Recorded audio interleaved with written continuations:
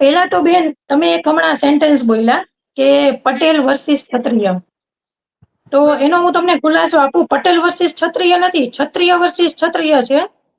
Ribda versus Gondal MLA છે.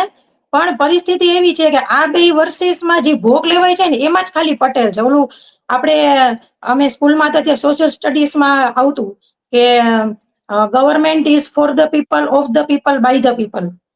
બરાબર? પણ અહીંયા ગોંડલમાં કેવું છે, Patels are for the BJP, for the goonda house, by the goonda house, of the goonda house. મારે એને ખાવાનો, એફઆઈઆર એની ઉપર થવાની, એફઆઈઆર કરવા વાળા પણ પટેલ, માર ખાવા વાળા પણ પટેલ, અને હેરાન થવા પણ પટેલ, ને મર્ડર એ પટેલ ના થાય. તમે ઇતિહાસ જોઈ લેજો.